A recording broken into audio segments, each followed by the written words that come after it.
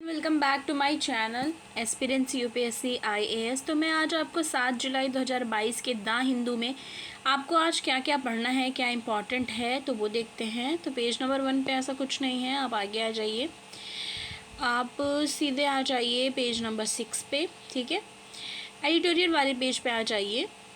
तो आपको यहाँ पे ये चीज़ पढ़ना है word from Bandung to relieve in Bali and Delhi. एक तो ये पढ़ना है आपको। दूसरा पेज नंबर 7 पे आ जाइए, यहाँ पे आपको पढ़ना है taking stock of 5 years of GST. तो इसमें क्या बात की जा रही है कि जो स्टॉक है 5 ईयर्स ऑफ जीएसटी, उस चीज़ का क्या है कि taking stock of 5 years of GST, तो 5 सालों के जीएसटी के स्टॉक की बात की जा रही है।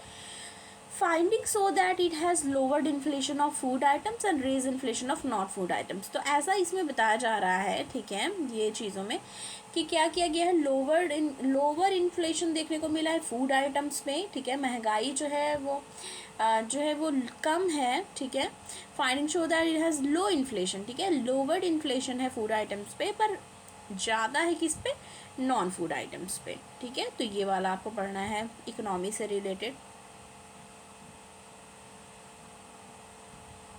ठीक है, आगे देख लेते हैं। उसके बाद हमें ये पढ़ना है इंडिया ईयू ग्लोबल डायनामिक्स। ठीक है, तो इंडिया और ईयू से रिलेटेड यहाँ पे बात चल रही है ग्लोबल डायनामिक्स को लेके। इसमें है recent progress in the alliance open a protest of a customized partnership and mutual growth. तो कस्टमाइज पार्टनरशिप, ठीक है, और म्यूचुअल ग्रोथ की बात यहाँ पर करी जा रही है। ठीक है, तो ये हमारे आईआर से रिलेटेड है, ये भी पढ़ना है आपको। ठीक है, ये दोनों पढ़ना है, इकोनॉमी जीएसटी और इसको दोनों को। आगे बढ़ के आइए आप, टेक्स्ट एंड कॉन्टेक्स्ट पे आ गए, तो इस पे ये पढ़ना है the new rule to keep advertisement in check. तो न्यू रूल्स क्या है एडवर्टीजमेंट को चेक करने के लिए, तो उसमें हम देख लेते हैं क्या बताया जा रहा है। इसमें आ जाइए, जैसे कि हम समरी पढ़ते हैं एज यूजुअल। इसमें है the central customer protection authority जो है CCPA, central customer protection authority CCPA recently issued guidelines to prevent false और मिसलीडिंग एडवर्टीजमेंट। तो उसने क्या किया है, इशू किया है रिसेंटली, सीसीपीए ने, सेंट्रल कंज्यूमर प्रोटेक्शन अथॉरिटी ने इशू किया है गाइडलाइंस, किस चीज़ के लिए, प्रिवेंट करने के लिए फॉल्स और मिसलीडिंग एडवर्टीजमेंट के लिए। जो भी होती है ना कि फॉल्स और मिसलीडिंग ऐसे एडवर्टीजमेंट होते हैं, उसके लिए क्या किया है, गाइडलाइन इशू किया है सीसीपीए ने। The guideline are path breaking because they fill significant consumer protection gap. ठीक है, while explicitly outlining advertisers duties. ठीक है, तो इसमें एक्सप्लिसिटली क्या किया गया है, आउटलाइन किया गया है एडवर्टीजमेंट की ड्यूटीज़ को। दूसरा क्या बताया जा रहा है, N advertisement is valid if it contain true and honest representation of good and does not exaggerate the accuracy. इसमें बता रहे हैं कि एक्यूरेसी, साइंटिफिक वैलिडिटी और प्रैक्टिकल यूजफुलनेस और कैपेबिलिटीज। ठीक है, तो इसमें बताया जा रहा है कि एडवर्टीजमेंट को तब वैलिड माना जाएगा, वैलिड तब होगा जब ये ट्रू हो, सही हो और ऑनेस्ट रिप्रेजेंटेशन किया गया हो। ठीक है, does not exaggerate the accuracy, जो एक्यूरेसी होती है उसको अननेसेसरी एक्सजरेट ना करें, साइंटिफिक वैलिडिटी होनी चाहिए और प्रैक्टिकल यूजफुलनेस होना चाहिए। ठीक है, और कैपेबिलिटीज़ होनी चाहिए, इस तब वो वैलिड मानी जाएगी वो एडवर्टीजमेंट।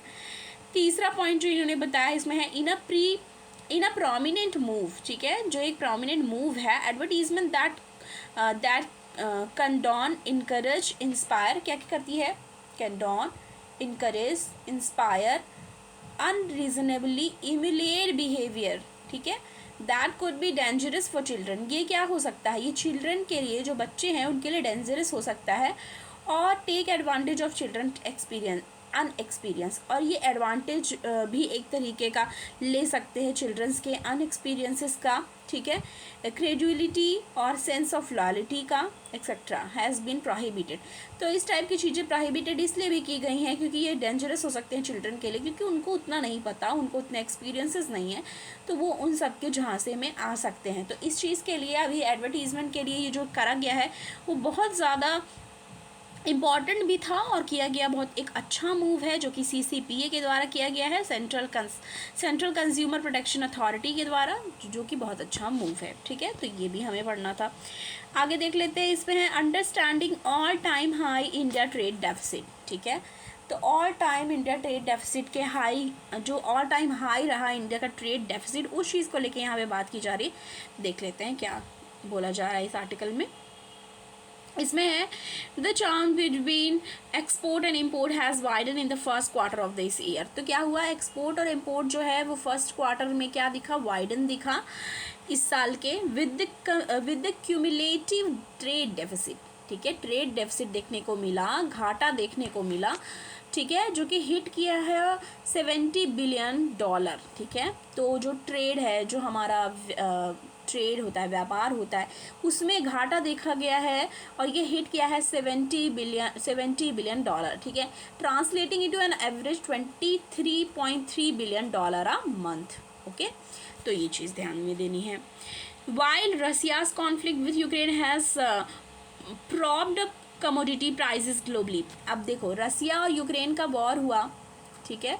रसिया का जो कॉन्फ्लिक्ट है, जो वॉर है चला यूक्रेन के साथ, उसने भी क्या कर दिया, कमोडिटी की जो प्राइसेस हैं, ठीक है, उसको क्या कर दिया, प्रॉप्ड अप कर दिया, बढ़ा दिया। कमोडिटी की जो प्राइसेस हैं वो हाइक कर गई। The spill over effect of runaway the spill over effect of run away inflations are hurting global growth perspective as well as trade demand, ठीक है। तो क्या किया, ये हर्ट किया ग्लोबल ग्रोथ को भी और ट्रेड डिमांड को भी, ठीक है। लेक्चर इसमें बताया जा रहा है, देखिए एक चीज़ और, कि जून में क्या रिफ्लेक्ट हुआ, एंड अंडरलाइंग स्लो डाउन भी देखा गया। तो आप ये देखो, इन्फ्लेशन देखिए गए, कमोडिटी प्राइसेस हाइक हुई बहुत ज़्यादा, पर अंडरलाइंग स्लो डाउन भी देखा गया एक्सटर्नल डिमांड में। तो स्लो डाउन की कंडीशन भी इकोनॉमी में बनी, ठीक है। डेफिसिट भी हुआ, ट्रेड डेफिसिट भी हुआ, हमारा घाटा हुआ। India is not alone as even super exporter. Germany records first trade deficit in 30 this में। अभी ये देख लीजिए, इंडिया अलोन नहीं है इस बार कि जिसने ऐसा किया है, जिसको डेफिसिट देखने को मिला है, बल्कि जो सुपर एक्सपोर्टर है, जो बहुत ज़्यादा एक्सपोर्ट करता है, यानी कि जिसको सुपर एक्सपोर्टर कहा जाता है, जर्मनी को, उसने भी फर्स्ट ट्रेड डेफिसिट देखा 30 सालों में। मई में उसने देखा, ठीक है। 30 सालों में पहली बार जर्मनी ने भी, सुपर एक्सपोर्टर जो जर्मनी कही जाती है, उसने फर्स्ट ट्रेड डेफिसिट देखा अपने 3 सालों में, ठीक है।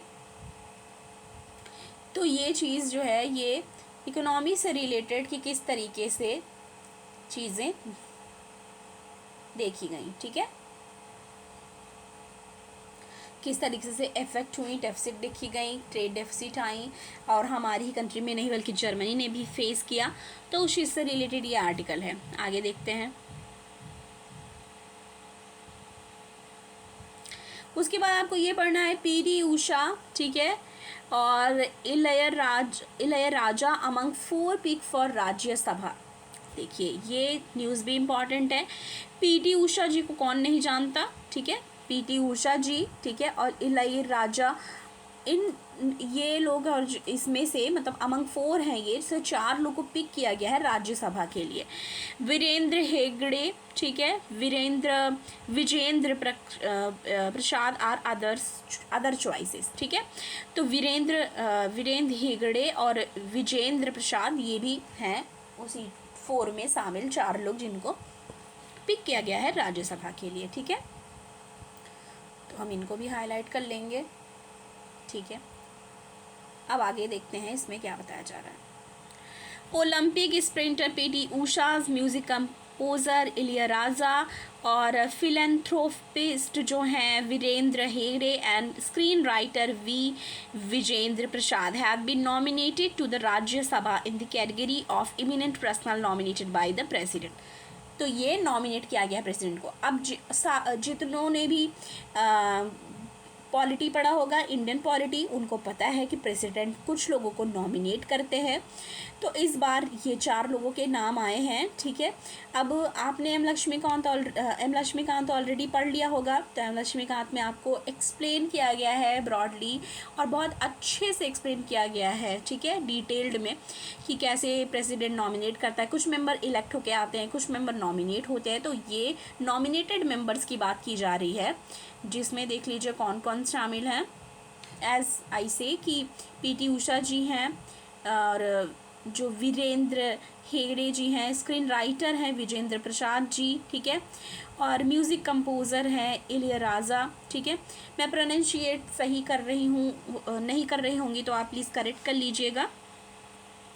इन the total president nominate 12 person as his nominee to the Rajya Sabha. आपको पता है कि 12 लोगों को प्रेसिडेंट नॉमिनेट करते हैं। सारे पॉलिटी के स्टूडेंट जानते होंगे इंडियन पॉलिटी जी, और जिसका ऑप्शनल नहीं है PSIR तो वो भी जानते हैं अच्छे से, क्योंकि GS का अपने सब्जेक्ट है इंडियन पॉलिटी, तो आप उसमें डिटेल्ड कॉन्स्टिट्यूशन के बारे में पढ़ते हैं। तो उससे आपको ये ऑलरेडी पता होगा कि 12 जो पर्सन्स हैं उनको प्रेसिडेंट नॉमिनेट करते हैं, ठीक है, ठीक है। तो इन्होंने राज्यसभा के लिए नॉमिनेट किया है। Persons known for their eminence in the field of art. अब किस किस फील्ड में करते हैं, ये बहुत ज़्यादा इंपॉर्टेंट है, इससे रिलेटेड क्वेश्चन आ सकते हैं, क्योंकि ये हम लोग हर बार यूजुअली पढ़ते ही रहते हैं पॉलिटी में। तो आपको पता है किस किस फील्ड से करते हैं। आर्ट से करते हैं, ठीक है, art and letters and public services, ठीक है। Of the 12 7 seats are vacant of which 4 have now been filled. 4 filled हो गए हैं 12 में से, ठीक है।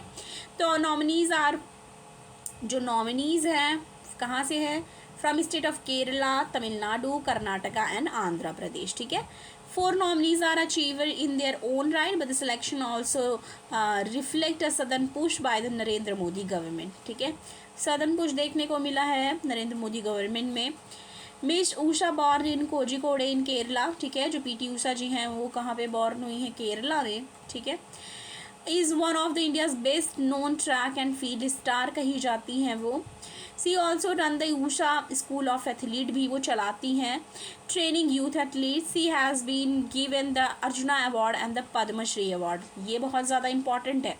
आपको ये पूछ लिया जाएगा कि नॉमिनेटेड मेंबर्स कौन से हैं, और अगर इनडायरेक्टली पूछा जाएगा तो ये पूछा जा सकता है कि उनको किस अवार्ड से नवाजा गया है, किस अवार्ड से सम्मानित किया गया है। तो आप इसमें जान लीजिए arjuna award and Padmashri award मिल चुका है PT उषा जी को, ठीक है। दूसरे जो है इलैयाराजा जो तमिलनाडु से हैं, ठीक है।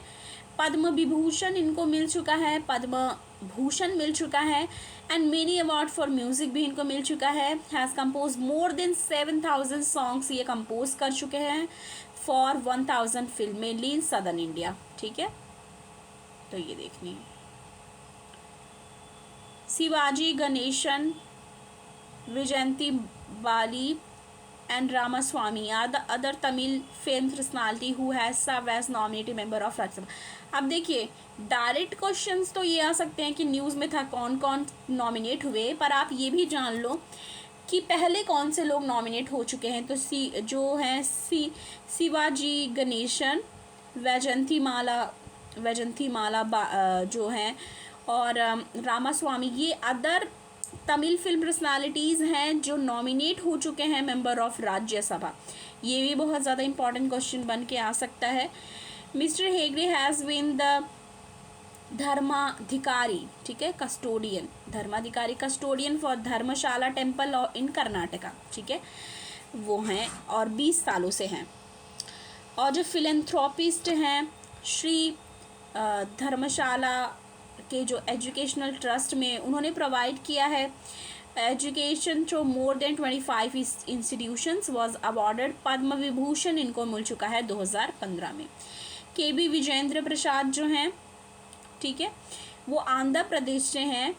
वो स्क्रीन राइटर हैं बिहाइंड ब्लॉकबस्टर मूवी जो रही है बाहुबली एंड RRR, ठीक है। तो ये अभी तो आप रिसेंटली जानते ही RRR रिलीज़ हुई, और उसके पहले बाहुबली तो सबने देखी होगी, कौन नहीं जानता। तो उसके स्क्रीन राइटर जो रहे हैं, जो ये दोनों ब्लॉकबस्टर मूवीज़ रही हैं बाहुबली एंड RRR, उसके जो है KV विजेंद्र प्रसाद, वो आंध्र प्रदेश से आते हैं, ठीक है। तो उनको भी इस बार नॉमिनेट किया गया है। Prime minister Narendra Modi congratulate और फोर, जो चारों हैं उनको जो प्राइम मिनिस्टर हैं उन्होंने कॉन्ग्रेचुलेट भी किया है। The remarkable PT Usha is an inspiration for every Indians, we know it already कि she is a huge personality and inspiration for many youth, and they are very keen and always get inspiration from her, ठीक है। और ये भी है कि हर accomplishment in the sport are widely known but equally commendable is her work to mentor budding athletes over the last several years। अब आप जान लीजिए कि वो मेंटोर भी हैं, ठीक है, क्योंकि उनका एक खुद ही उन्होंने अपना एक स्कूल भी चलाती हैं जिसमें ट्रेन होते हैं बहुत सारे यूथ। तो उसके लिए भी the creative genius of the Ilaiyaraaja is has enthralled peoples across generation. His work beautifully reflect many emotions. What is the equally inspiration is his life journey. He rose from a humble background. अभी ये जान लीजिए वो humble background से आते हैं, ठीक है, और उसके बावजूद उन्होंने कितना कुछ अचीव किया है, ऐसा प्राइम मिनिस्टर नरेंद्र मोदी जी ने ट्वीट किया है। For mister Hegde, the prime minister said he was the four front of outstanding community service.